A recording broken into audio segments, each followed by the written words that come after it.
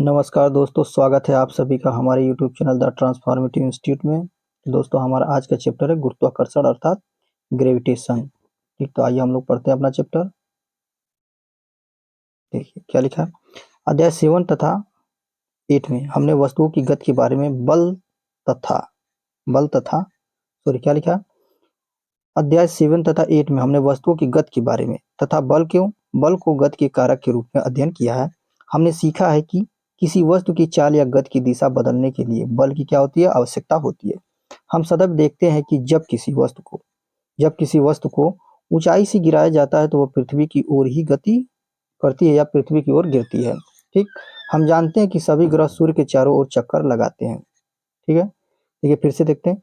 पृथ्वी की ओर ही गति करती है, जैसे गिरती है। जैसे जब हम किसी वस्तु को ऊपर से गिराते हैं कि या किसी ऊंचाई से गिराते हैं तो किधर की ओर गति करती है, पृथ्वी की ओर गति करती है। और क्या लिखा है कि सभी ग्रह जो होते हैं सूर्य के चारों ओर चक्कर लगाते हैं। ठीक है, आगे देखते हैं चंद्रमा की क्या लिखा है। चंद्रमा पृथ्वी की परिक्रमा करता है। इन सभी अवस्थाओं में वस्तुओं पर, ग्रहों पर तथा चंद्रमा पर लगने वाला कोई बल अवश्य होना चाहिए। आइजैक न्यूटन इस तथ्य को समझ गए थे कि इन सभी के लिए एक ही बल उत्तरदायी है। इस बल को क्या कहते हैं, गुरुत्वाकर्षण बल कहते हैं। गुरुत्वाकर्षण अर्थात ग्रेविटेशनल फोर्स कहते हैं। ठीक है, इस अध्याय में हम गुरुत्वाकर्षण तथा गुरुत्वाकर्षण के सार्वत्रिक नियम के बारे में अध्ययन करेंगे। हम पृथ्वी पर गुरुत्वाकर्षण बल के प्रभाव के अंतर्गत वस्तुओं की गति पर क्या करेंगे, विचार करेंगे। हम अध्ययन करेंगे कि किसी वस्तु का भार एक स्थान से दूसरे स्थान पर किस प्रकार परिवर्तित होता है। द्रवों में वस्तुओं के प्लवन की शर्तों के बारे में भी हम विचार विमर्श करेंगे। ठीक है, तो आइए हम अपना पहला टॉपिक स्टार्ट करते हैं। गुरुत्वाकर्षण अर्थात ग्रेविटेशन। क्या है,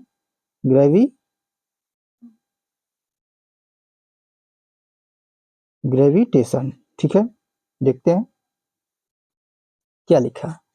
गुरुत्वाकर्षण, हम जानते हैं कि चंद्रमा पृथ्वी का चक्कर लगाता है।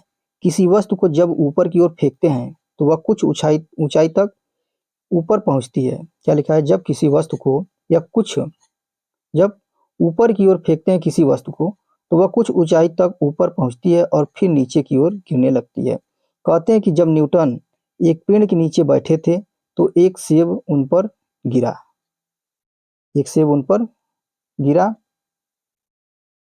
ठीक है, सेब क्या लिखा है, सेब के गिरने की क्रिया ने न्यूटन को सोचने के लिए प्रेरित किया। उन्होंने सोचा कि यदि पृथ्वी सेब को अपनी ओर आकर्षित कर सकती है तो क्या यह चंद्रमा को आकर्षित नहीं कर सकती। क्या दोनों स्थितियों में वही बल लग रहा है। उन्होंने अनुमान लगाया कि दोनों अवस्थाओं में एक ही प्रकार का बल उत्तरदायी है। उन्होंने तर्क दिया कि अपनी कक्षा के प्रत्येक बिंदु पर चंद्रमा किसी सरल रेखीय पथ पर गति नहीं करता, वरन पृथ्वी की ओर गिरता रहता है।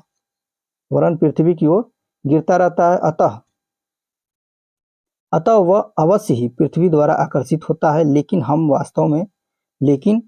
वास्तव में चंद्रमा को पृथ्वी की ओर गिरते हुए नहीं देखते। आइए चंद्रमा की गति को समझने के लिए हम क्रियाकलाप करते हैं। तो देखते हैं। धागे का क्या लिखा, धागे का एक टुकड़ा लीजिए, इसके एक सिरे पर एक छोटा पत्थर बांधिए, धागे के दूसरे सिरे को पकड़िए और पत्थर को वृत्ताकार पथ में घुमाइए, जैसा कि चित्र 9.1 में दिखाया गया है। ये देखिए चित्र 9.1, पत्थर द्वारा नियत परिमाण के वेग से वृत्ताकार पथ में गति। ठीक है, आगे देखते हैं क्रियाकलाप में क्या था। पत्थर की गति की दिशा को देखिए, अब धागे को छोड़िए, फिर से पत्थर की गति की दिशा को देखिए। आगे देखते हैं इस क्रियाकलाप से क्या परिणाम निकलता है। धागे को छोड़ने से पहले पत्थर एक निश्चित चाल से वृत्ताकार पथ में गति करता है तथा प्रत्येक बिंदु पर उसकी गति की दिशा बदलती है। दिशा के परिवर्तन में वेग परिवर्तन या त्वरण क्या है, सम्मिलित है। ठीक है, जिस बल के कारण यह त्वरण होता है तथा जो वस्तु वृत्ताकार पथ में गतिशील रहता है, या क्या लिखा है, जो वस्तु को वृत्ताकार पथ में गतिशील रखता है वह बल केंद्र की ओर क्या होता है, जो बल होता है केंद्र की ओर लगता है। ठीक है, इस बल को अभिकेंद्र बल कहते हैं। जैसे मान लीजिए ये कोई मूल बिंदु है, ठीक है। एक धागे से ऐसे किसी टुकड़े को हम क्या करते घुमाते हैं, तो इसको क्या है नियत वेग से बनाए रखने के लिए यहाँ इधर की ओर एक बल आरोपित होता है, ठीक है। इसी को हम क्या कहते हैं, अभिकेंद्र बल कहते हैं। इस बल की अनुपस्थिति में पत्थर एक सरल रेखा में मुक्त रूप से गतिशील हो जाता है, ठीक है। यह सरल रेखा वृत्ति क्या लिखा है, यह सरल रेखा वृत्ति पथ पर स्पर्श रेखा होगी, जैसा कि ये देखिए चित्र में दिखाया गया है। क्या लिखा है इसमें, कोई सरल रेखा जो वृत्त से केवल एक ही बिंदु पर मिलती है वृत्त पर स्पर्श रेखा कहलाती है। इस चित्र में सरल रेखा ABC वृत्त के बिंदु B पर स्पर्श रेखा है, ठीक है। आगे देखते हैं। पृथ्वी के चारों ओर चंद्रमा की गति अभिकेंद्र बल के कारण है। अभिकेंद्र बल पृथ्वी के आकर्षण बल के कारण मिल पाता है। यदि ऐसा कोई बल न हो तो, क्या लिखा है, यदि ऐसा कोई बल न हो तो चंद्रमा एक समान गति से सरल रेखी पथ पर चलता रहेगा। यह देखा गया कि गिरता हुआ सेब पृथ्वी की ओर आकर्षित होता है। क्या सेब भी पृथ्वी को आकर्षित करता है? यदि ऐसा है तो हम पृथ्वी को सेब की ओर गति करते हुए क्यों नहीं देख पाते? तो आइए देखते हैं। गति के तीसरे नियम के अनुसार सेब भी पृथ्वी को क्या करते हैं, आकर्षित करते हैं। लेकिन गति के दूसरे नियम के अनुसार किसी दिए हुए बल के लिए त्वरण वस्तु के द्रव्यमान के क्या होती है, व्युत्क्रमानुपाती होती है। त्वरण जो होती है द्रव्यमान के व्युत्क्रमानुपाती होती है। देखिए क्या लिखा है, किसी दिए हुए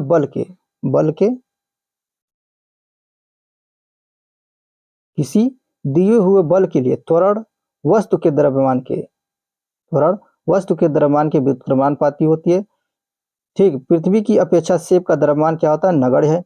इसलिए हम पृथ्वी को सेब की ओर गति करते नहीं देखते हैं। इस तर्क का विस्तार यह जानने के लिए कीजिए कि पृथ्वी चंद्रमा की ओर गति क्यों नहीं करती है, ठीक है। तो आइए देखते हैं। हमारे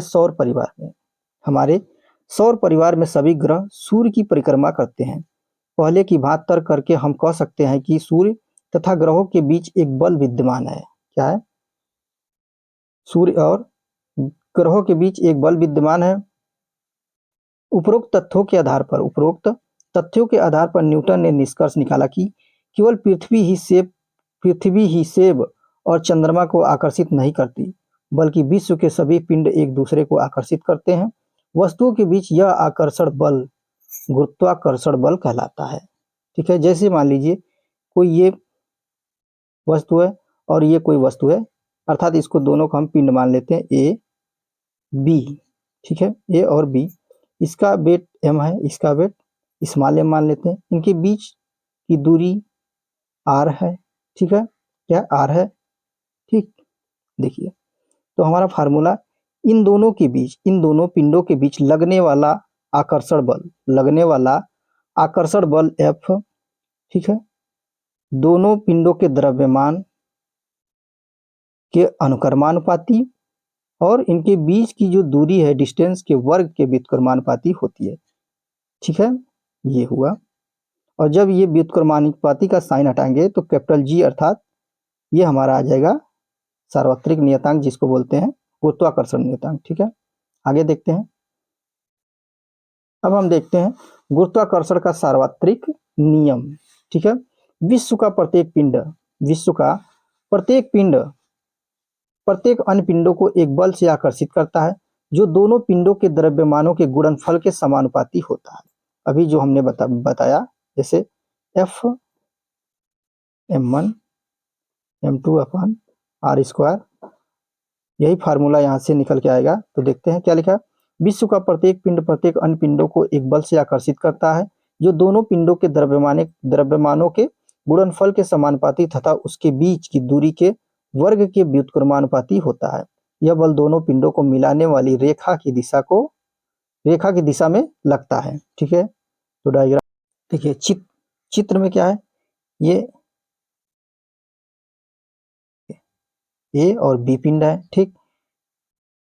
पिंड A का मान लीजिए द्रव्यमान कितना, कैपिटल M, और B का द्रव्यमान स्मॉल m, ठीक है। तो इनके बीच का डिस्टेंस क्या है, स्मॉल डी, ठीक। और इन दोनों के बीच लगने वाला जो अट्रैक्शन फोर्स है वो एफ है, ठीक है। तो फार्मूला अभी हम लोगों ने पढ़ा कि जो इनके बीच किन्हीं दो पिंडों के बीच लगने वाला आकर्षण बल पिंडों के द्रव्यमानों के गुणनफल होता है, अर्थात पिंडों के द्रव्यमानों के गुणनफल के समानुपाती होता है, ठीक है, समानुपाती होता है। और उनके बीच की जो डिस्टेंस होती है, जो दूरी होती है, उसके वर्ग के व्युत्क्रमानुपाती होता है। उसी से हमारा फार्मूला निकल कर ये आया, एफ बराबर G capital M small M upon D square, ठीक है। तो आगे हम देखते हैं क्या लिखा है इसमें। चित्र 9.2 में किन्हीं दो एक समान पिंडों के बीच गुरुत्वाकर्षण बल उनके केंद्रों को मिलाने वाली रेखा की दिशा में निर्देशित होता है, ठीक है। आगे देखते हैं, मान लीजिए क्या लिखा, मान लीजिए एम तथा कैपिटल एम तथा स्मॉल एम द्रव्यमान के दो पिंड ए तथा बी एक दूसरे से डी दूरी पर स्थित है, जैसा कि चित्र 9.2 में हमने अभी देखा। मान लीजिए दोनों पिंडों के बीच आकर्षण बल क्या है, एफ है। गुरुत्वाकर्षण के सार्वत्रिक नियम के अनुसार दोनों पिंडों के बीच लगने वाला बल उनके द्रव्यमानों के गुणनफल के समानुपाती होता है, ठीक, समानुपाती है, ये देखिए, ठीक दिया है, ठीक है। क्या है कि पिंडों के बीच लगने वाला बल द्रव्यमानों के गुणनफल के क्या है, समानुपाती होता है, या समानुपाती, अर्थात एफ समानुपाती एम इंटू एम, ठीक है। तथा दोनों पिंडों के बीच लगने वाला बल उनके बीच की दूरी के वर्ग के व्युत्क्रमानुपाती होता है, ठीक है, वर्ग के व्युत्क्रमानुपाती होता है। समीकरण, दोनों समीकरणों को मिलाने पर हमें प्राप्त फार्मूला जो होता है ये होता है एफ अनुक्रमानुपाती या समानुपाती इसको बोलेंगे, एम गुणे एम अपॉन डी स्क्वायर, ठीक। समानुपाती का निशान हटाते हैं तो हमारा एफ बराबर जी कैपिटल एम गुणे एम अपॉन डी स्क्वायर, ये फार्मूला हमारा आता है, ठीक है। जहां कैपिटल जी क्या है, एक अनुपातिकता स्थिरांक है और इसे सार्वत्रिक गुरुत्वीय स्थिरांक कहते हैं। वज्र गुणन करने पर देखिए समीकरण हमें क्या प्राप्त होता है, जी बराबर F D square upon capital M into M, ठीक है। अब क्या लिखा है इस समीकरण में, जो समीकरण 9.5 है, इस समीकरण में बल, दूरी तथा द्रव्यमान के मात्रक प्रतिस्थापित करने पर जी का एसआई मात्रक हमें क्या प्राप्त होता है, न्यूटन मीटर स्क्वायर अपॉन के जी स्क्वायर, ठीक है। देखिए हेनरी क्या लिखा, आगे देखते हैं क्या लिखा है। हेनरी कैवेंडिश 1731 से 1810 ने, ठीक है, एक सुग्राही तुला का उपयोग करके जी का मान ज्ञात किया। जी का मान वर्तमान मान कितना मान आया है 6.673 into 10⁻11 newton metre square upon kilogram square, ठीक है। हम जानते हैं कि किन्हीं दो वस्तुओं के बीच क्या लिखा, हम जानते हैं कि किन्हीं दो वस्तुओं के बीच आकर्षण बल विद्यमान होता है, क्या लिखा, हम जानते हैं कि किन्हीं भी दो वस्तुओं के बीच आकर्षण बल विद्यमान होता है। आप अपने तथा समीप बैठे, इसको छोड़ते हैं, आगे देखते हैं, ये पॉइंट पढ़ लेते हैं। यह नियम सार्वत्रिक इस अभिप्राय से है, क्या लिखा है, यह नियम सार्वत्रिक इस अभिप्राय से है कि यह सभी वस्तुओं पर लागू होता है, चाहे ये वस्तुएं बड़ी हो या छोटी हो, चाहे ये खगोलीय हो या पार्थिव हो। अब देखिए व्युत्क्रम वर्ग क्या होता है, एफ जो है बल दूरी डी के वर्ग के व्युत्क्रमानुपाती है। इस कथन का अर्थ है कि यदि डी को 6 गुणा कर दिया जाए तो एफ का मान 36वां भाग रह जाएगा, ठीक है। अब न्यूमेरिकल सॉल्व करते हैं। देखिए क्या लिखा है, पृथ्वी का द्रव्यमान दिया है 6 इंटू 10 की पावर क्या लिखा है 6 इंटू 10 की पावर 24 kg, अर्थात 6 गुणे 10 की घात 24 kg दिया है। और चंद्रमा का द्रव्यमान दिया है 7.4 इंटू 10 की पावर 22 kg, ठीक है। यदि पृथ्वी तथा चंद्रमा के बीच की दूरी, देखिए जो पृथ्वी का द्रव्यमान है वो कैपिटल एम दिया है, ठीक है, चंद्रमा का द्रव्यमान स्मॉल एम, ठीक है, दोनों मान दिए हैं। और इन दोनों के बीच की दूरी हमारी स्मॉल डी दिया है, ठीक है, और कैपिटल जी बराबर मान इतना दिया है, ठीक। तो हमें निकालना क्या है, चंद्रमा, देखिए सूर्य और चंद्रमा के बीच लगने वाला जो आकर्षण बल है उसी को हमें निकालना है। ठीक है, तो हमारा सूत्र क्या होता है, फार्मूला देखिए, F बराबर G M M upon D square, इसमें हम मान रखेंगे। ठीक, इसमें हम मान रखेंगे, देखिए ये वैल्यू रखा गया है। ठीक है, यहाँ ये जी का मान रखा गया।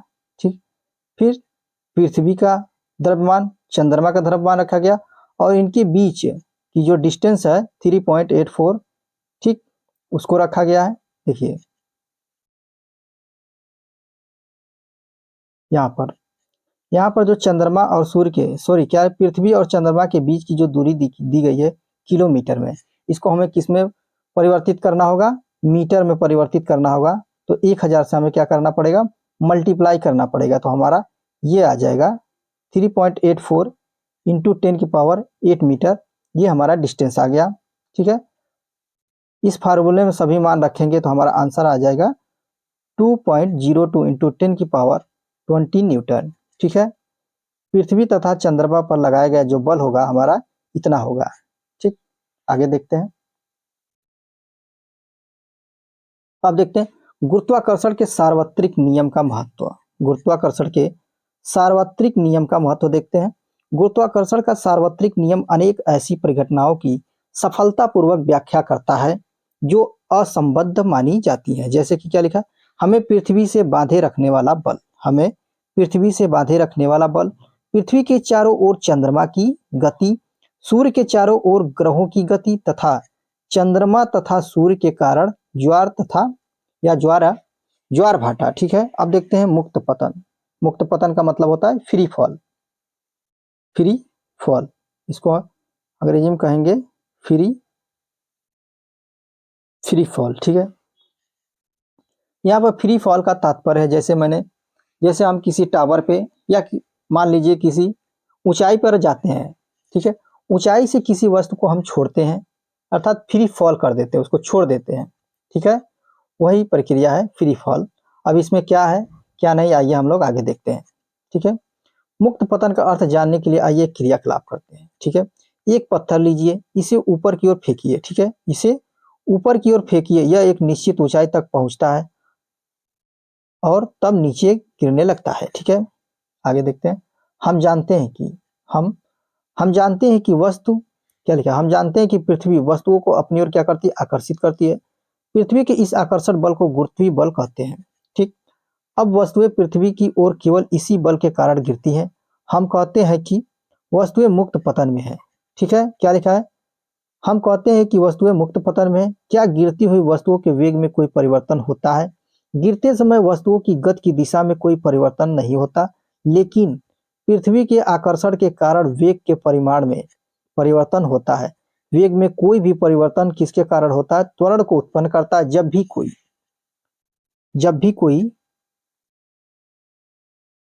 जब भी कोई वस्तु पृथ्वी की ओर गिरती है, त्वरण का कार्य करती है, अर्थात त्वरण कार्य करता है। ठीक, क्या लिखा है, जब भी कोई वस्तु पृथ्वी की ओर गिरती है त्वरण कार्य करता है। यह त्वरण पृथ्वी के गुरुत्वीय बल के कारण है। ठीक है, इसलिए त्वरण को पृथ्वी के गुरुत्वीय बल के कारण त्वरण या गुरुत्वीय त्वरण कहते हैं। इसे स्मॉल जी से निर्दिष्ट करते हैं। स्मॉल जी के मात्रक वही है जो त्वरण के हैं, अर्थात मीटर प्रति सेकेंड स्क्वायर, या इसको ये भी लिख सकते हैं मीटर सेकेंड की पावर -2। ठीक है, आगे देखते हैं। गति के दूसरे नियम से हमें ज्ञात है कि क्या लिखा है, गति के दूसरे नियम से हमें ज्ञात है कि बल द्रव्यमान तथा त्वरण का गुणनफल है। ठीक है, बल F बराबर द्रव्यमान गुणे A, इन दोनों का बल क्या है, द्रव्यमान तथा त्वरण का क्या है, त्वरण का गुणनफल है। मान लीजिए क्रियाकलाप 9.2 में पत्थर का द्रव्यमान कितना है, m है। हम पहले ही जानते हैं कि मुक्त रूप से गिरती वस्तुओं में गुरुत्वीय बल के कारण त्वरण लगता है और इसे स्मॉल जी से निर्दिष्ट करते हैं। इसलिए गुरुत्वीय बल का परिमाण F द्रव्यमान तथा गुरुत्वीय त्वरण के गुणनफल के बराबर होगा, जैसे कि F बराबर m × g। ठीक है, ठीक। समीकरण क्या है 9.4 जो हम लोगों ने अभी पीछे देखा, और 9.6 में 9.6 से हमें प्राप्त क्या होता है mg। ठीक है, 1 मिनट रुकिए, हम बताते हैं। देखिए F बराबर,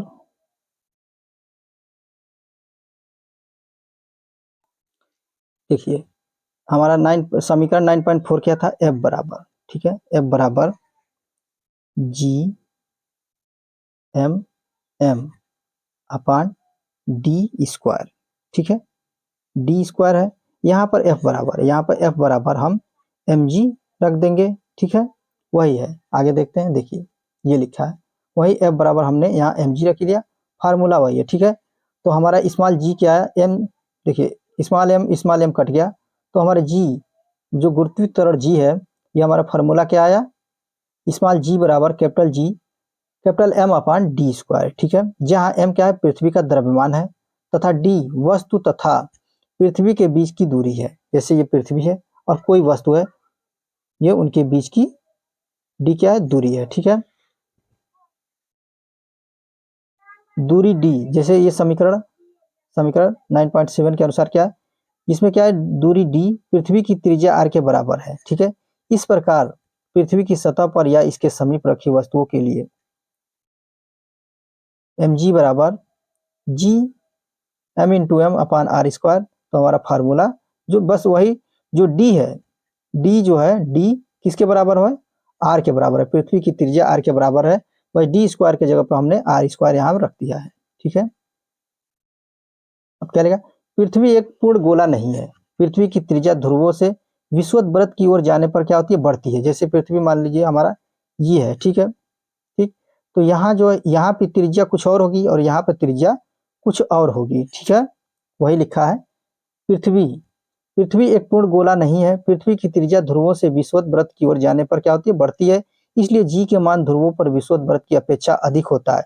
अधिकांश गणनाओं के लिए पृथ्वी की सतह पर या इसके पास जी के मान को लगभग स्थिर मान सकते हैं। ठीक है, लेकिन पृथ्वी से दूर, क्या लिखा है, लेकिन पृथ्वी से दूर की वस्तुओं के लिए पृथ्वी के गुरुत्वीय बल के कारण त्वरण समीकरण 9.7 से ज्ञात किया जा सकता है। ठीक है, आगे देखते हैं हम, अगला हमारा टॉपिक क्या है, हेडिंग क्या है, गुरुत्वीय त्वरण जी के मान का परिकलन। ठीक है, अब हम जी का मान के परिकलन देखते हैं। जी का मान कितना आता है हमारा, 9.8 मीटर पर सेकेंड स्क्वायर होता है। तो इसको हम लोग कैसे ज्ञात करते हैं वो देखते हैं। ठीक है, ठीक, गुरुत्वीय त्वरण जी के मान का परिकलन करने के लिए हमें समीकरण 9.1 में जी कैपिटल एम तथा आर के मान रखेंगे। ठीक है, देखिए सार्वत्रिक गुरुत्वीय नियतांक जी का मान ये होता है। ठीक है, पृथ्वी का द्रव्यमान इतना होता है और पृथ्वी की त्रिज्या आर बराबर 6.4 इंटू 10⁶ मीटर है। ठीक है, ये मान होता ही होता है। ठीक है, तो हम जब फार्मूले समीकरण 9.9 में अर्थात इसमें रखेंगे, ठीक है, तो जी बराबर, ठीक है, तो जी बराबर हमारा 9.8 मीटर प्रति सेकेंड स्क्वायर आ जाएगा। ठीक है, तो पृथ्वी के गुरुत्वीय त्वरण का मान जी बराबर 9.8 मीटर सेकेंड की पावर -2। ठीक है, अब देखते हैं अगली हेडिंग क्या है, पृथ्वी के गुरुत्वीय बल के प्रभाव में वस्तुओं की गति। पृथ्वी के गुरुत्वीय बल के प्रभाव में वस्तुओं की गति, यह समझने के लिए कि क्या सभी वस्तुएं खोखली है या ठोस, बड़ी या छोटी, किसी ऊंचाई से समान दर से गिरेंगी। देखिए क्या लिखा है कि क्या सभी वस्तुएं खोखली या ठोस, बड़ी या छोटी, किसी ऊंचाई से समान दर से गिरेंगी। तो आइए हम ये क्रियाकलाप करते हैं। देखिए, कागज की एक सीट तथा एक पत्थर लीजिए, दोनों को किसी इमारत की पहली मंजिल से एक साथ गिराइए। देखिए क्या दोनों धरती पर एक साथ पहुंचेंगी। हम देखते हैं कि कागज धरती पर पत्थर की अपेक्षा कुछ देर से पहुंचता है। ऐसा वायु के प्रतिरोध के कारण होता है। गिरती हुई गतिशील वस्तुओं पर घर्षण के कारण वायु प्रतिरोध लगाती है। कागज पर लगने वाला वायु का प्रतिरोध पत्थर पर लगने वाले प्रतिरोध से क्या होता है, अधिक होता है। इस प्रयोग को यदि हम कांच के जार में करे जिसमें हवा निकाल दी जाए तो कागज तथा पत्थर एक ही दर से नीचे गिरेंगे। ठीक है, आगे देखते हैं क्या लिखा है। हम जानते हैं कि मुक्त पतन में वस्तु त्वरण का अनुभव करती है, समीकरण 9.9 से। ठीक है, वस्तु द्वारा अनुभव किए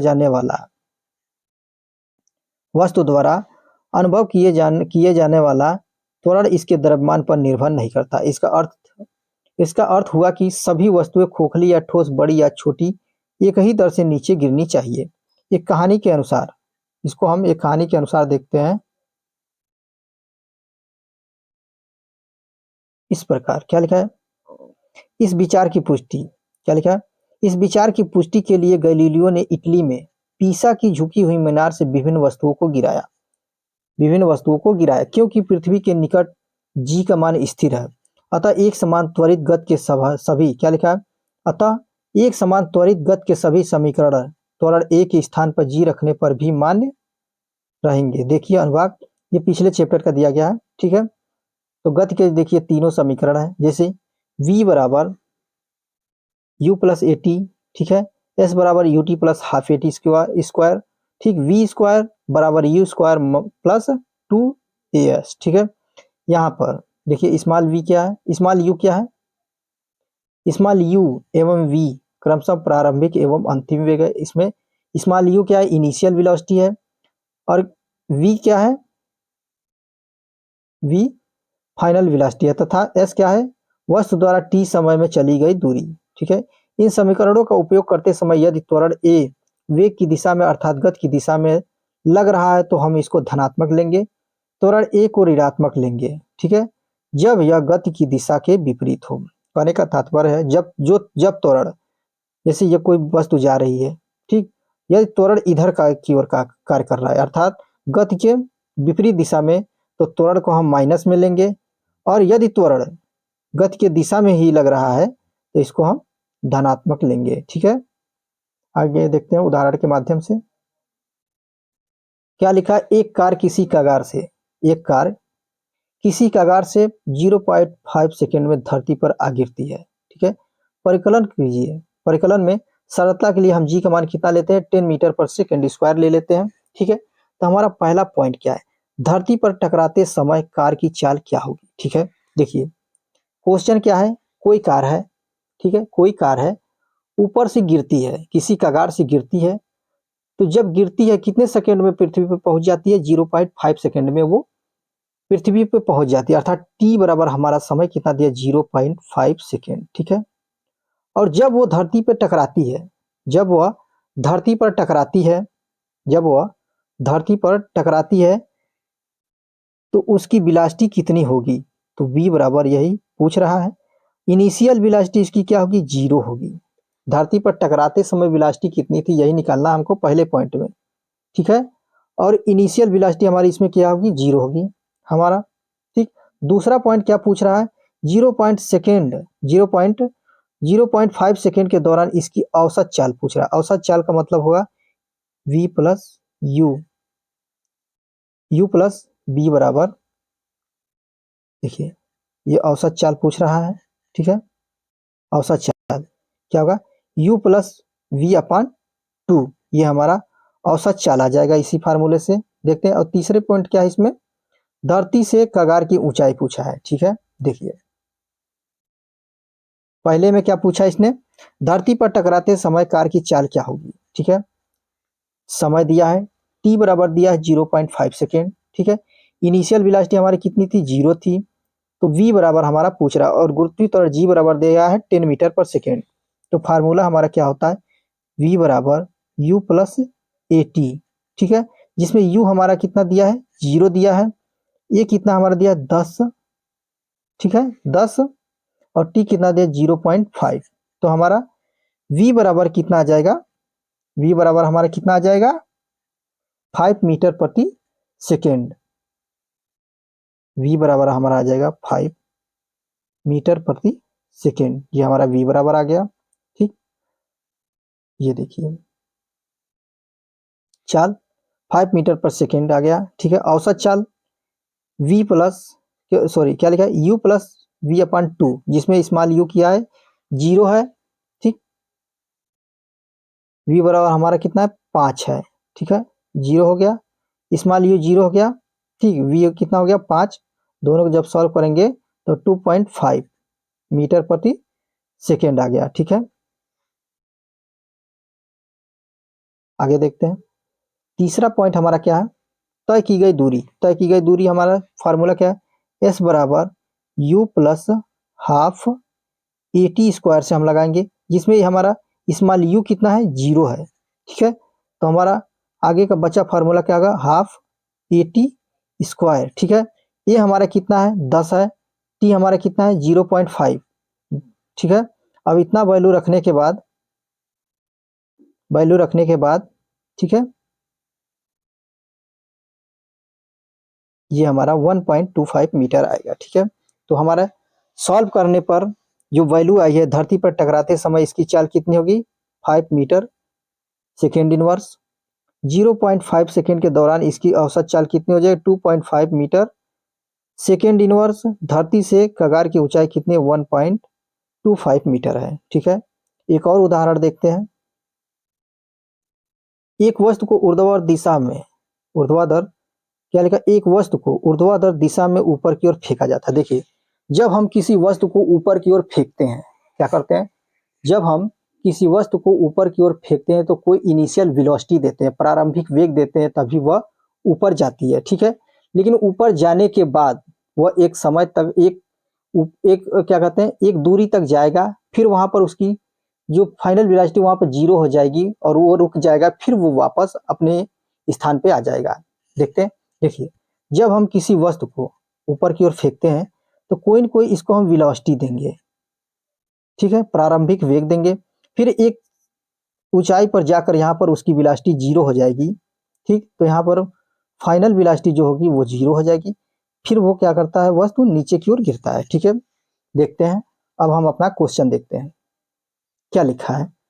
एक वस्तु को ऊर्ध्वाधर दिशा में ऊपर की ओर फेंका जाता है और यह 10 मीटर की, यह 10 मीटर की ऊंचाई पर गढ़, क्या लिखा, 10 मीटर की ऊंचाई तक पहुंचती है। जैसे यहां तक वो पहुंची, दूरी हमारी हो गई 10 मीटर, ठीक है, ठीक। वस्तु कितने वेग से ऊपर फेंकी गई, देखिए यहां तक जाते जाते ऊपर जाते जाते फाइनल वेलोसिटी हमारी कितनी हो जाएगी, जीरो हो जाएगी। तो किस वेग से हमने इसको फेंका फेंका ऊपर की ओर, किस वेग से मैंने फेंका, वही इनिशियल वेलोसिटी हमसे पूछ रहा है, ठीक है। देखिए, तय की गई दूरी हमारी कितनी थी 10 मीटर है, अंतिम वेग जाकर ऊपर कितना हो गया, जीरो हो गया। गुरुत्वीय जी का मान कितना होता है 9.8 मीटर प्रति सेकेंड स्क्वायर होता है, ठीक है। तो लेकिन क्या हुआ, जो गुरुत्वीय त्वरण होता है जी, जब हम वस्तु को ऊपर से गिराते हैं, वस्तु को ऊपर से गिराते हैं तब जी होता है धनात्मक, ठीक। जब पृथ्वी जब अपनी ओर आकर्षित कर, लेकिन इसको हम उसकी विपरीत दिशा में ऊपर की ओर फेंक रहे हैं, तो हमारा जो जी होगा, जो हमारा त्वरण हो जाएगा वो क्या हो जाएगा, निगेटिव हो जाएगा। देखिए ऊर्ध्वमुखी, ठीक है। अब हमारे फार्मूला क्या है, फार्मूला क्या है, वी स्क्वायर बराबर यू स्क्वायर 2as, ठीक है। तो इसमें हम इनिशियल वेलोसिटी निकालते हैं, फाइनल वेलोसिटी हमारा हो गया जीरो, ठीक। इनिशियल वेलोसिटी यू स्क्वायर हमको निकालना है, ठीक, 2 है, ठीक। ए बराबर हमारा -9.8 मीटर पर सेकेंड है और डिस्टेंस हमारा एस कितना है 10 मीटर है, ठीक है। सॉल्व करते हैं, जब इसको सॉल्व करते हैं, ठीक है, तो यू को यू जैसे ये आया, ये जीरो हो गया, यू स्क्वायर है, ठीक है। यहाँ पर 2as है, ठीक है, ठीक, ये है। तो जब हम यहाँ से, ये प्लस है, सॉरी ये गुणे नहीं, ये प्लस है यहाँ पर, जब हम वी स्क्वायर यू स्क्वायर ये इधर ले आते हैं तो ये माइनस हो जाएगा, ठीक है, 2as, ठीक है। जब हम ए की वैल्यू यहाँ रखेंगे, जब हम ए की वैल्यू, ठीक है, ये देखिए यू स्क्वायर है, ठीक है, बराबर 2as। जब हम यहाँ पर ए की वैल्यू रखेंगे, ए की वैल्यू किस में है, निगेटिव में, माइनस में है, तो इधर भी यू स्क्वायर ये माइनस में और ये भी माइनस में, 2as हो जाएगा, तो माइनस माइनस हमारा कट जाएगा। फिर आगे की जो हम वैल्यू निकालेंगे, जो वैल्यू रखेंगे, ठीक है, यहाँ सॉल्व कर लेंगे, ठीक। और हमारा इनिशियल वेलोसिटी 14 मीटर प्रति सेकेंड, सेकेंड इनवर्स, सॉरी क्या लिखा है 14 मीटर प्रति सेकेंड आ जाएगा। ठीक है, दूसरे पॉइंट में हमको क्या निकालना था, दूसरे पॉइंट में हमें क्या निकालना था, देखते हैं, टी निकालना था। ठीक है, कि जो वस्तु है उच्चतम बिंदु तक पहुंचने में कितना समय लेती है। ठीक है, तो हमारा फार्मूला v बराबर u प्लस एटी होता है। v हमारा 0 हो गया। ठीक, u हमारा 14 मीटर पर सेकेंड है और a कितना हमारा -9.8। ठीक है, t हमको निकालना था, t बराबर हमारा कितना आ जाएगा 1.43 सेकेंड आ जाएगा। ठीक है, प्रारंभिक वेग हमारा कितना आया 14 मीटर पर सेकेंड आया, लिया गया हमारा समय कितना आया t बराबर 1.43। ठीक है, अब हम देखते हैं द्रव्यमान क्या है। अब हम देखते हैं द्रव्यमान। हमने पिछले अध्याय में क्या है, हमने पिछले अध्याय में पढ़ा है कि किसी वस्तु का द्रव्यमान उसके जड़त्व की क्या है, माप है। हमने यह भी सीखा है कि जितना अधिक वस्तु का द्रव्यमान होगा उतनी ही अधिक उसका जड़त्व भी होगा। किसी वस्तु का द्रव्यमान उतना ही रहता है चाहे वस्तु पृथ्वी पर हो या चंद्रमा पर हो या फिर बाह्य अंतरिक्ष में हो। इस प्रकार वस्तु का द्रव्यमान स्थिर रहता है तथा एक स्थान से दूसरे स्थान पर नहीं बदलता है। अब हम देखते हैं भार। भार देखते हैं। हम जानते हैं कि हम जानते हैं कि पृथ्वी प्रत्येक वस्तु को एक निश्चित बल से आकर्षित करती है। किससे आकर्षित करती है, एक निश्चित बल से आकर्षित करती है और यह बल वस्तु के द्रव्यमान m तथा पृथ्वी के गुरुत्वीय बल के कारण त्वरण g पर निर्भर है। किसी वस्तु का भार वह बल है किसी किसी वस्तु का भार वह बल है जिससे यह पृथ्वी की ओर आकर्षित होती है। ठीक है, अर्थात हमें ज्ञात है F बराबर m इंटू ए। ठीक है, m इंटू ए, F बराबर m इंटू जी। ठीक है, आगे देखते हैं वस्तु पर पृथ्वी का आकर्षण बल, वस्तु पर पृथ्वी का आकर्षण बल वस्तु का भार कहलाता है। इसे W से कैपिटल W से निर्दिष्ट करते हैं। इसे समीकरण 9.4 में प्रतिस्थापित करने पर हमारा फार्मूला ये आएगा। ठीक, 9 पॉइंट, जो ये देखिए समीकरण कितना है 9.14, ये समीकरण है। इसमें F की जगह पर हम क्या रख देंगे कैपिटल W, तो हमारा फार्मूला हो जाएगा m इंटू जी। ठीक है, ये हमारा भार का फार्मूला हो गया। देखिए, ठीक, आगे देखते हैं। क्योंकि वस्तु का भार क्या है, एक बल है। क्योंकि वस्तु का भार क्या है, एक बल है जिससे यह पृथ्वी की ओर क्या होता है, आकर्षित होता है। भार का एसआई मात्रक वही है जो बल का, अर्थात न्यूटन। भार एक बल है जो ऊर्ध्वाधर दिशा में नीचे की ओर लगता है, इसीलिए इसमें परिणाम तथा दिशा दोनों होते हैं। ठीक, हम जानते हैं कि किसी दिए हुए स्थान पर जी का मान स्थिर रहता है।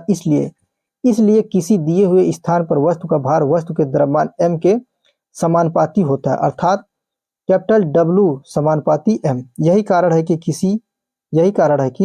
किसी दिए हुए स्थान पर हम वस्तु के भार को उसके द्रव्यमान की माप के रूप में उपयोग कर सकते हैं। किसी वस्तु का द्रव्यमान प्रत्येक स्थान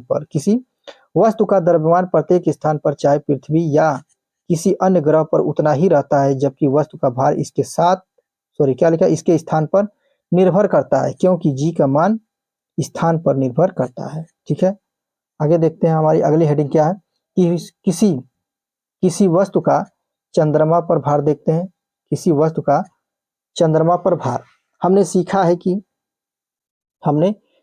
कि पृथ्वी पर किसी वस्तु का भार वह बल है जिससे पृथ्वी उस वस्तु को अपनी ओर आकर्षित करती है। इसी प्रकार चंद्रमा पर किसी वस्तु का भार वह बल है जिससे चंद्रमा उस वस्तु को आकर्षित करता है। चंद्रमा का द्रव्यमान पृथ्वी की द्रव्यमान की अपेक्षा, क्या लिखा है, जैसे चंद्रमा का जो द्रव्यमान है पृथ्वी की द्रव्यमान की अपेक्षा क्या है, कम है। इस कारण चंद्रमा वस्तुओं पर कम आकर्षण बल लगाता है।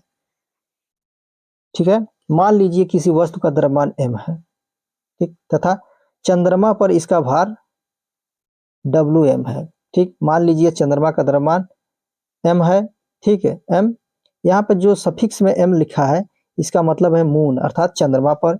इसकी त्रिज्या r है। ठीक है, गुरुत्वाकर्षण का सार्वत्रिक नियम लगाने पर चंद्रमा पर वस्तु का भार क्या होगा, ये देखिए, ये हो जाएगा। ठीक है, WM बराबर जी, तो ये हो जाएगा कैपिटल M क्या है, चंद्रमा का द्रव्यमान है, स्मॉल m किसी वस्तु का हो गया, और ये हो गया चंद्रमा की त्रिज्या हो गई RM², ठीक है। आगे देखते हैं। मान लीजिए कि मान लीजिए उसी वस्तु का क्या लिखा है, मान लीजिए उसी वस्तु का पृथ्वी पर भार WE फॉर हो गया अर्थ, ठीक है। पृथ्वी का द्रव्यमान कैपिटल M तथा इसकी त्रिज्या क्या R है। तो सारणी 9.1 में देखते हैं। खगोलीय पिंड में जैसे हम लिए हैं पृथ्वी तथा चंद्रमा लिए हैं। पृथ्वी का द्रव्यमान कितना दिया, 5.98 की पावर इंटू क्या लिखा है, 5.98 पूरे 10 की पावर 24, ठीक है, केजी में है। चंद्रमा का द्रव्यमान का है 7 × 36 × 10 की पावर 22 केजी। त्रिज्या कितना दिया है, पृथ्वी की त्रिज्या क्या है, 6.37 × 10 की पावर 6 मीटर, ठीक है। और चंद्रमा की त्रिज्या कितने दी है अपनी, 1.7 × 10 की पावर 6 मीटर, ठीक है, दोनों, ठीक है। देखिए क्या ये जो फार्मूला है इसमें यदि हम अर्थ के लिए माने तो ये हमारा हो जाएगा GMEM/R², ठीक है, ये हो गया, ये अर्थ के फॉर्म में है। अब हम देखें चंद्रमा के लिए लेते हैं, तो हमारा हो जाएगा WM बराबर G, चंद्रमा का ये हो जाएगा द्रव्यमान, ठीक है, और कोई जो वस्तु है उसका द्रव्यमान हो जाएगा गुणे में अपान RM², ठीक है, वही ये फार्मूला लिखा है, ठीक। दोनों में देखिए ये W है, ठीक, ये अर्थ के लिए है, तो अर्थ के लिए है तो कैपिटल M का मान हम रखेंगे, ठीक है, जो कैपिटल M कहने का मतलब अर्थ का द्रव्यमान हो गया, ठीक, और अर्थ की त्रिज्या हो गई। यहाँ पर देखिए ये रखा गया, ये चंद्रमा के लिए है, जो चंद्रमा की द्रव्यमान है, ठीक, वो रखा गया है, और जो उसकी त्रिज्या है वो रखा गया, ठीक। इसको सॉल्व करने पर हमारा इतना आया, ठीक। इसी समीकरण में जब हम अर्थ का द्रव्यमान और अर्थ की त्रिज्या रखते हैं तो सॉल्व करने पर हमारा वैल्यू इतना आता है, ठीक है। अब दोनों को एक दूसरे से भाग करते हैं, दोनों समीकरण को एक दूसरे से भाग करते हैं, तो कैपिटल G और स्मॉल m ये दोनों कट जाते हैं, तो हमारा वैल्यू इतना आता है, ठीक है। फिर इसको जब हम सॉल्व करते हैं तो यह लगभग दोनों की वैल्यू 1/6 के, दोनों का जो अनुपात होता है 1/6 के बराबर होता है। अर्थात सॉल्व करने पर हमारा जो वस्तु का चंद्रमा का भार हुआ और वस्तु का पृथ्वी पर भार हुआ 1/6 के बराबर होता है। अर्थात हम जब निकालते हैं वस्तु का, जब चंद्रमा पर भार निकालते हैं तो पृथ्वी का 1/6 भाग होता है, ठीक है। ये हमारा फार्मूला आया। जैसे ये क्या कहते हैं, ये देखिए, ठीक, यहाँ पर ये देखते हैं W चंद्रमा बराबर ये आया WE/6, इतनी वैल्यू हमारी आएगी, ठीक है। आगे देखते हैं। अब हम एक उदाहरण लेते हैं। उदाहरण 9.4 में क्या है, एक वस्तु का द्रव्यमान दिया है, एक वस्तु का द्रव्यमान 10 kg है, पृथ्वी पर इसका भार कितना होगा, ठीक है। देखिए एक वस्तु का द्रव्यमान कितना दिया है, 10 kg, ठीक। पृथ्वी पर इसका भार कितना होगा ये देखना है। देखिए वस्तु का द्रव्यमान कितना है, 10 kg, गुरुत्वीय त्वरण कितना होता है, 9.8 मीटर प्रति सेकेंड स्क्वायर, ठीक। तो हमारा फार्मूला क्या था, भार क्या होता है, भार बराबर होता है M/G, ठीक है। तो यहाँ M कितना 10, G बराबर 9.8, तो हमारा आंसर हो जाएगा 98 न्यूटन, ठीक है। आगे देखते हैं। ये देखिए अगला उदाहरण क्या कह रहा है, एक वस्तु का भार पृथ्वी की सतह पर मापने पर 10 न्यूटन आता है, ठीक है। अर्थात पृथ्वी की सतह पर वस्तु का भार कितना दिया है, WE बराबर कितना दिया हमारा 10 न्यूटन, ठीक है। इसका भार चंद्रमा की सतह पर मापने पर कितना आएगा। अर्थात चंद्रमा की सतह पर ये पूछ रहा था। हमारा फार्मूला क्या होता है, WM अपान, ठीक, WE/6, ठीक है। ये हमारा फार्मूला है, इसमें हम वैल्यू रखेंगे, मान रखेंगे, तो हमारा WE बराबर 10/6 आया, ठीक है। जब इसको हम सॉल्व करते हैं तो हमारा आंसर आता है 1.67 न्यूटन, ठीक है। अर्थात कह सकते हैं चंद्रमा की सतह पर वस्तु का भार 1.67 न्यूटन होगा, ठीक। आगे देखते हैं, अब हम देखते हैं प्रणोद तथा दाब। प्रणोद तथा दाब देखते हैं। हमारी अगली हेडिंग क्या है? हमारी अगली हेडिंग क्या है? प्रणोद तथा दाब, अर्थात इसको कह सकते हैं thrust and pressure. Thrust and pressure है। देखते हैं, क्या कभी आपने सोचा होगा कि, क्या लिखा है, क्या कभी आपने सोचा होगा कि ऊंट रेगिस्तान में आसानी से क्यों दौड़ पाता है? ठीक है। सेना का टैंक जिसका भार 1000 टन से भी अधिक होता है, एक सतत चेन पर क्यों टिका होता है? किसी ट्रक या बस के टायर अधिक चौड़े क्यों होते हैं? काटने वाले औजारों की धार तेज क्यों होती है? ठीक, इन सभी प्रश्नों का उत्तर, इन सभी प्रश्नों का उत्तर जानने के लिए तथा इनमें शामिल परिघटनाओं को समझने के लिए दी गई वस्तु पर एक विशेष दिशा में लगने वाले नेट बल, क्या लिखा है? वस्तु पर एक विशेष दिशा में लगने वाले नेट बल प्रणोद तथा प्रति एकांक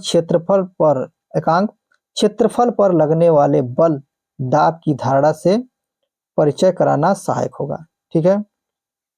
आइए प्रणोद तथा दाब का अर्थ समझने के लिए हम निम्नलिखित स्थितियों पर क्या करते हैं, विचार करते हैं। देखिए, किसी बुलेटिन बोर्ड पर आप एक चार्ट लगाना चाहते हैं, जैसा कि चित्र 9.3 में दिखाया गया है, ठीक है। यह कार्य करने के लिए आपको ड्राइंग पिनों को अंगूठे से दबाना हो। जैसे देखिए, ये कोई क्या है, बोर्ड है, ठीक, ये क्या है, बुलेटिन बोर्ड है। इस पर जब हम किसी पोस्टर को लगाते हैं, कोई पोस्टर चिपकाते हैं, इस पे लगाते हैं, तो यहाँ पर पिन को क्या करते हैं, पिन लगाते हैं, धसाते हैं इसी में, कि ये पोस्टर जो है हमारा रुका रहे, ठीक है। वही चीज यहाँ पर दिया गया है। देखिए क्या लिखा है, देखिए यह कार्य, देखिए किसी बुलेटिन बोर्ड पर आप एक चार्ट लगाना चाहते हैं, जैसा कि चित्र 9.3 में दर्शाया गया है। यह कार्य करने के लिए आपको ड्राइंग पिनों को अंगूठे से दबाना होगा। इस अवस्था में आप पिन के शीर्ष अर्थात चपटे भाग के सतह के क्षेत्रफल पर बल लगाते हैं। यह बल बोर्ड की सतह अर्थात पृष्ठ के लंबवत लगता है, यह बल पिन की नोक पर अपेक्षाकृत छोटे क्षेत्रफल पर लगता है। देखिए, लंबवत का मतलब, जब कोई, जैसे ये कोई मेज है, मैं कोई मेज मान लेता हूँ, इस प्रकार से लंबवत रूप से लगने वाला ही बल प्रणोद बल कहलाता है, ठीक है। आगे हम इसको पढ़ेंगे। देखिए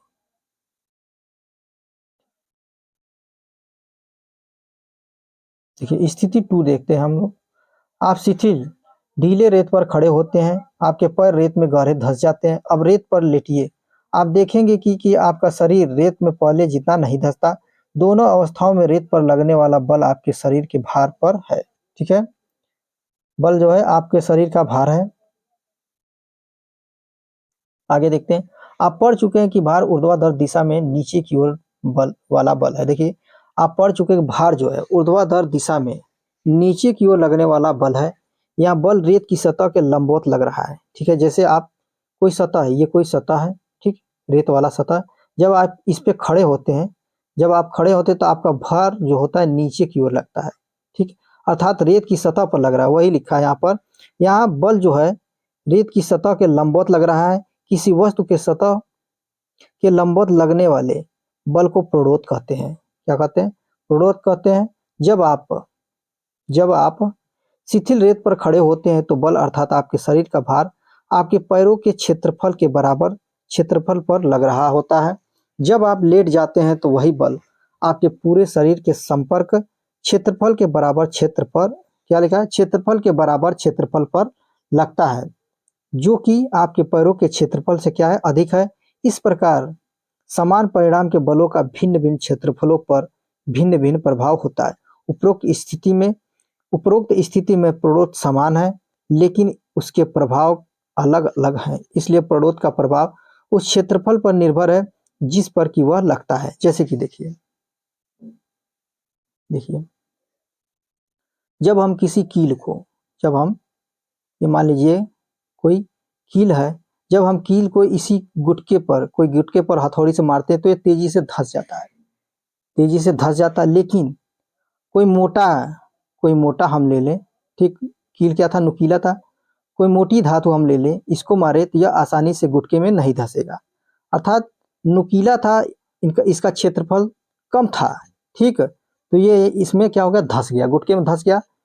ठीक, कोई वस्तु जो ये कील था, ये मोटा जो लोहे की रॉड थी, इसको जब मैंने इस गुटके में धंसाया तो यह आसानी से नहीं धंसा। ठीक है, इसी से संबंधित हम लोग पढ़ेंगे। ठीक है, कि क्या पढ़ेंगे हम लोग, जब कोई वस्तु है जिसका क्षेत्रफल कम होता है, जब कोई वस्तु है जिसका क्षेत्रफल कम होता है, वह पृथ्वी की सतह पर अधिक दाब आरोपित करता है, और जिसका क्षेत्रफल ज्यादा होता है, मतलब जिस क्षेत्रफल से वह पृथ्वी पर दाब आरोपित करता है, वह क्षेत्रफल ज्यादा होता है, तो कम दाब आरोपित होता है। देखते हैं, उसी से संबंधित हम लोग पढ़ेंगे। देखिए, रेत पर प्रणोद का प्रभाव लेटे हुए की अपेक्षा खड़े होने की स्थिति में क्या है, अधिक है। पथ एकांक क्षेत्रफल पर लगने वाले प्रणोद को क्या कहते हैं, प्रणोद को हम दाब कहते हैं। इस प्रकार दाब बराबर क्या होता है, प्रणोद अपान क्षेत्रफल। समीकरण 9.20 में प्रणोद तथा क्षेत्रफल के एसआई मात्रक पर स्थापित करने पर हमें दाब का एसआई मात्रक प्राप्त होता है। अर्थात यह मात्रक क्या है, न्यूटन प्रति मीटर स्क्वायर, अर्थात न्यूटन मीटर की पावर -2 है। वैज्ञानिक ब्लेस पास्कल के सम्मान में दाब के एसआई मात्रक को पास्कल करते हैं, अर्थात पी कैपिटल पी स्मॉल ए, अर्थात पा से व्यक्त किया जाता है। ठीक है, आगे देखते हैं। विभिन्न क्षेत्रफलों पर लगने वाले प्रणोद के प्रभाव को समझने के लिए आइए एक संख्यात्मक उदाहरण पर विचार करते हैं। ठीक है, एक लकड़ी का गुटका, क्या लिखा उदाहरण में, एक लकड़ी का गुटका मेज पर रखा है। लकड़ी के गुटके का द्रव्यमान कितना है, 5 kg। एम बराबर, याद रखिए, एम बराबर कितना है, 5 kg है। इसकी बीमाएं क्या है, इसकी जो बीमाई दिया रखा है 40 सेंटीमीटर, 20 सेंटीमीटर और क्या है, गुणे 10 सेंटीमीटर है। ठीक है, लकड़ी के गुटके द्वारा मेज पर लगाए वाले, अर्थात सॉरी क्या लिखा है, इस प्रकार लगने वाले, लकड़ी के गुटके द्वारा मेज पर लगने वाले दाब को ज्ञात कीजिए। अर्थात हमें दाब ज्ञात करना है। ठीक है, दाब ज्ञात करना है। दाब बराबर क्या होता है, प्रणोद अपान क्षेत्रफल। ठीक है, प्रणोद अपान क्षेत्रफल। तो आइए हम इसको आगे सॉल्व करते हैं। देखिए, ये गुटका है, गुटका, देखिए ये दोनों गुटके हैं, ए और बी। ठीक है, देखिए जो चित्र ए में है, ए में देखिए गुटका किस क्षेत्रफल से दाब आरोपित करता है। ठीक है, बी गुटकों को देखिए 20 गुणे 40 के द्वारा दाब आरोपित कर रहा है। ठीक है, आगे देखते हैं।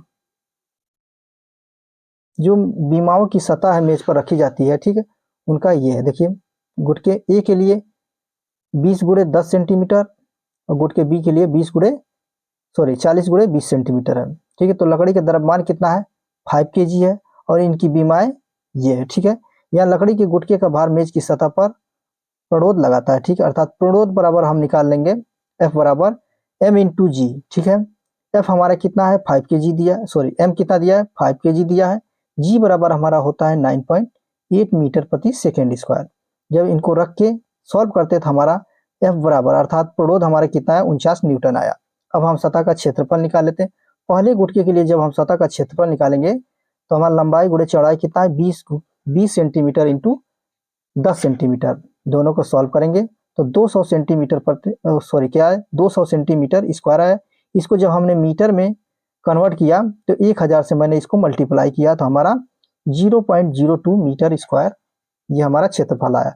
अर्थात गुटके ए के लिए हम जब प्रणोद बराबर क्या है, दाब बराबर प्रणोद अपान क्षेत्रफल, ठीक, निकालते हैं तो इस फार्मूले में हम मान रखेंगे। प्रणोद बराबर हमारा कितना दिया है, 49 न्यूटन। ठीक है, क्षेत्रफल हमारा कितना है, 0.02 मीटर स्क्वायर।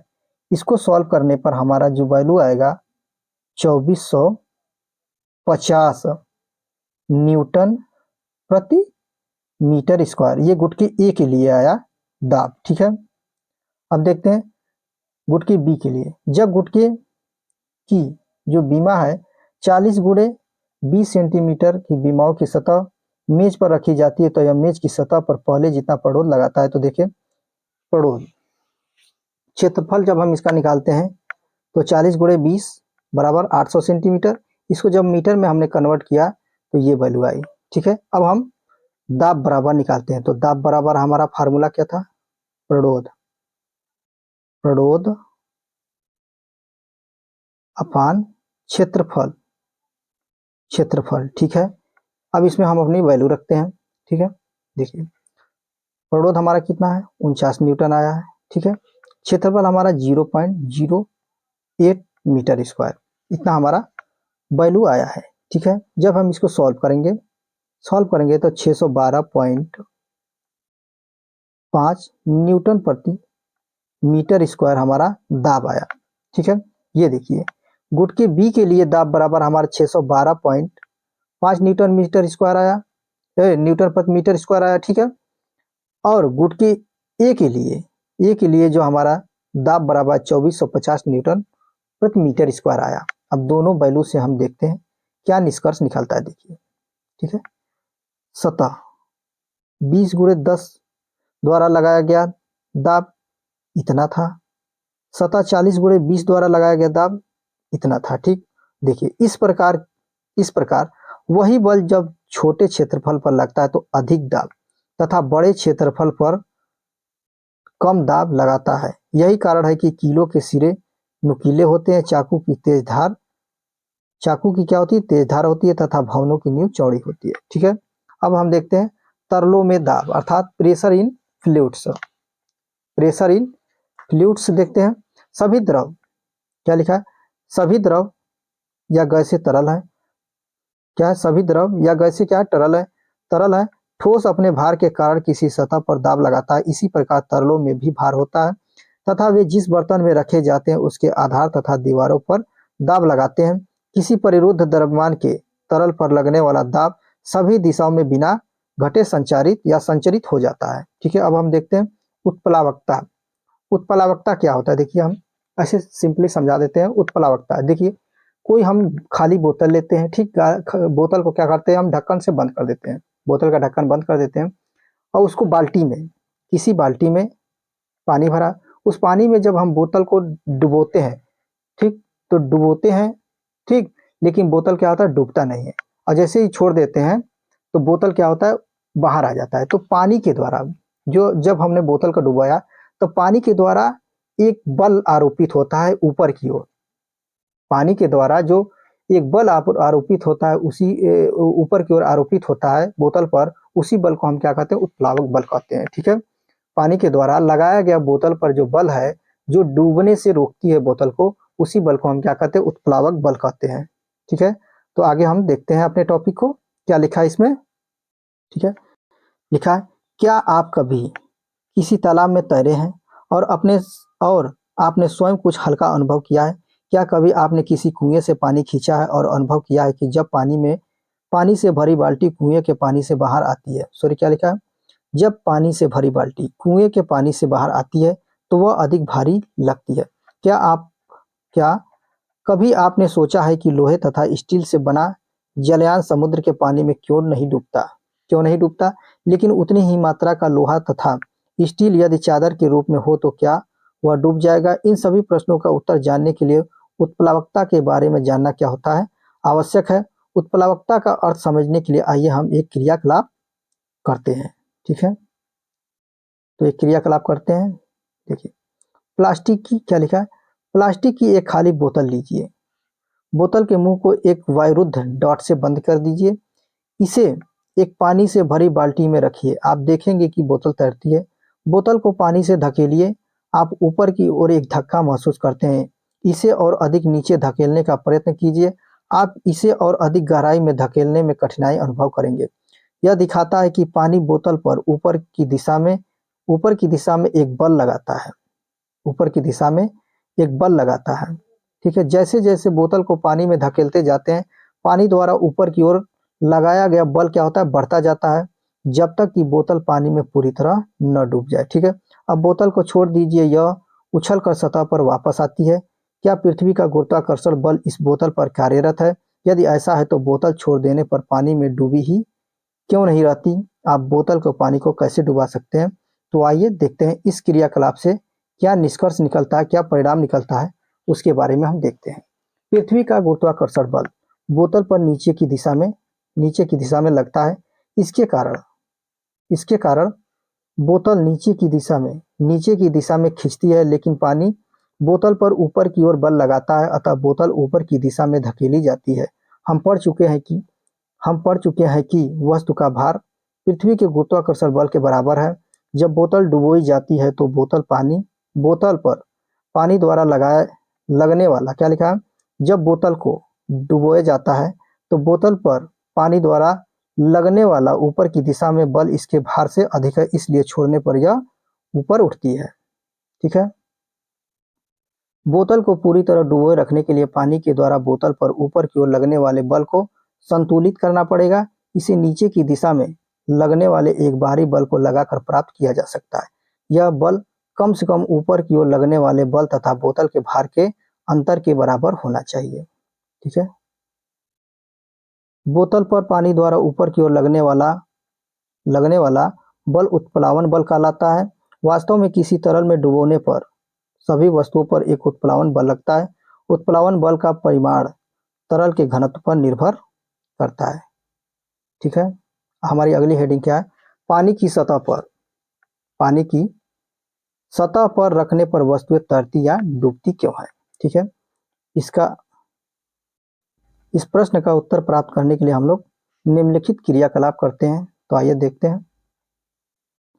पानी से भरा एक बीकर लीजिए, एक लोहे की कील लीजिए और इसे पानी की सतह पर रखिए। देखिए क्या होता है। कील डूब जाती है। कील क्या होता है?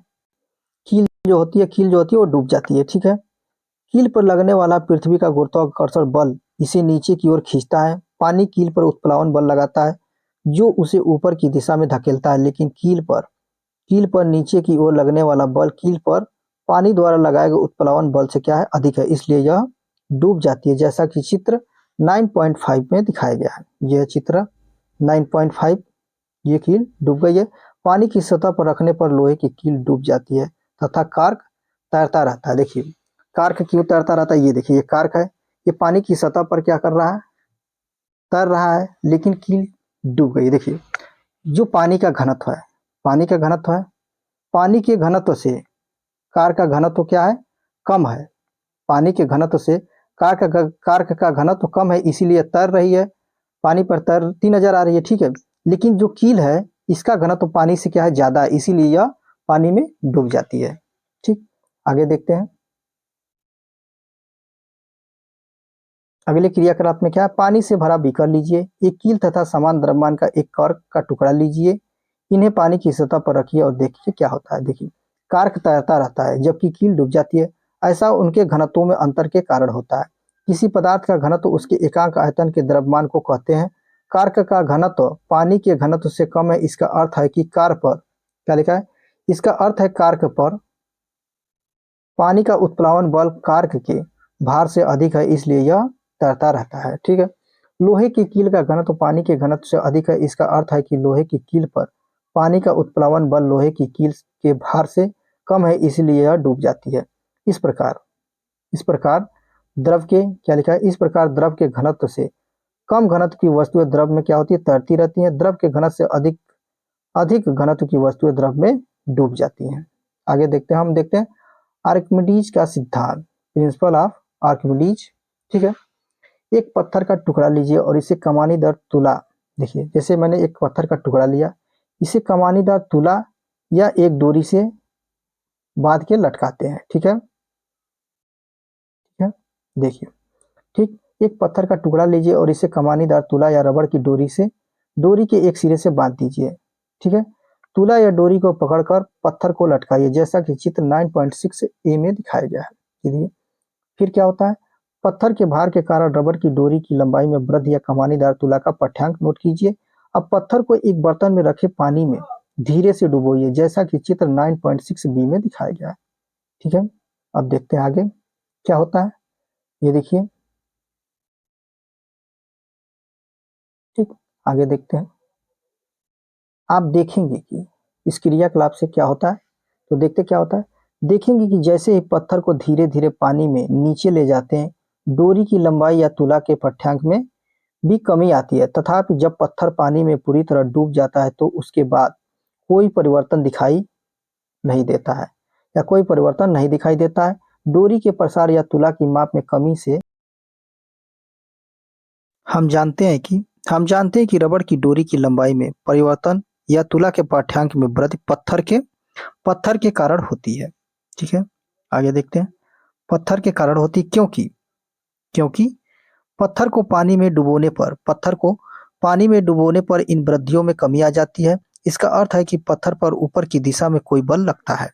इसके परिणाम स्वरूप रबड़ की डोरी पर लगने वाला नेट बल कम हो जाता है और इसलिए लंबाई की वृद्धि में भी कमी आ जाती है। ठीक है, जैसे कि पहले चर्चा की जा चुकी है, पानी द्वारा ऊपर की ओर लगाया गया यह बल उत्प्लावन बल कहलाता है। पानी के द्वारा ऊपर की ओर लगाया गया यह बल उत्प्लावन बल कहलाता है। ठीक है, आगे देखते हैं। किसी वस्तु पर किसी किसी वस्तु पर लगने वाले उत्प्लावन बल का परिमाण कितना होता है? क्या किसी एक ही वस्तु के लिए यह सभी तरलों में समान होता है? क्या किसी दिए गए तरल में सभी वस्तुएं समान उत्प्लावन बल का अनुभव करती हैं? इस प्रश्नों का उत्तर हम आर्किमिडीज के सिद्धांत द्वारा प्राप्त होता है। ठीक है, इस प्रश्नों का उत्तर आर्किमिडीज सिद्धांत के द्वारा प्राप्त होता है, जिसको निम्न प्रकार से व्यक्त किया जाता है। देखते हैं। जब किसी वस्तु को किसी तरल में पूर्ण या आंशिक रूप से डुबोया जाता है तो वह ऊपर की दिशा में एक बल का अनुभव करती है जो वस्तु द्वारा हटाए गए तरल के भार के बराबर होता है। अब आप स्पष्ट कर सकते हैं कि क्रियाकलाप 9.7 में पत्थर के पानी में पूरी तरह डुबोने के बाद डोरी के प्रसार में और कमी क्यों नहीं हुई। ठीक है, आगे देखते हैं। आर्किमिडीज के सिद्धांत, क्या लिखा है? आर्किमिडीज के सिद्धांत के बहुत से अनुप्रयोग हैं। यह जलयानों तथा पनडुब्बियों के डिजाइन बनाने में काम आता है।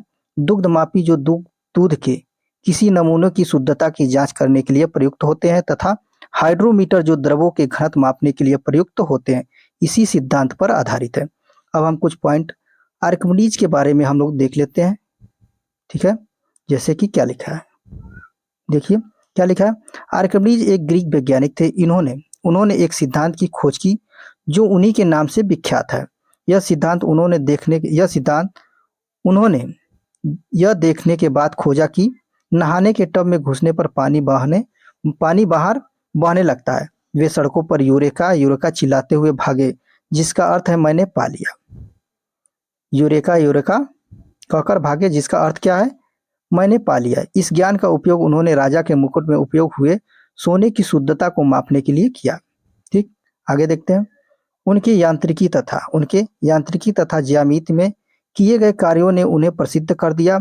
उत्तोलक, घिरनी तथा पहिया और धुरी के विषय में उनके ज्ञान ने ग्रीक सेना को रोमन सेना के विरुद्ध लड़ाई में बहुत सहायता की। ठीक है, अब देखते हैं कि इस अध्याय से हम लोगों ने क्या सीखा।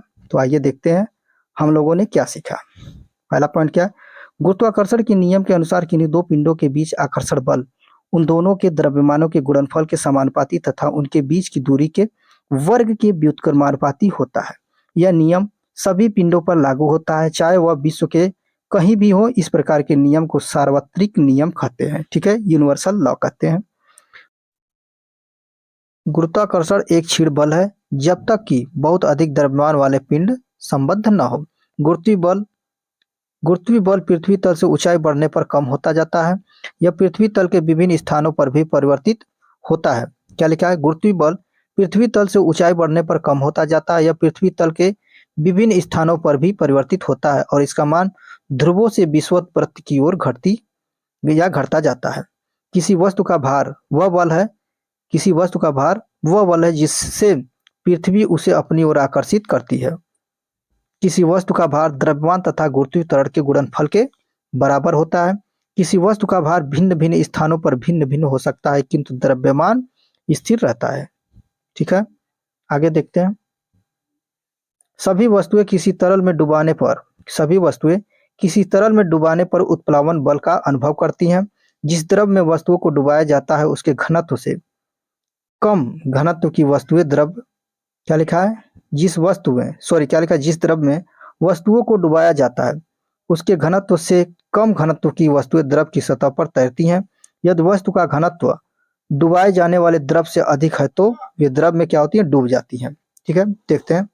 कहने का तात्पर्य ये है, जैसे कोई बाल्टी है, इसमें कोई द्रव हम जल ले लेते हैं, ठीक, जल है, तो किसी वस्तु को हम डुबोते हैं।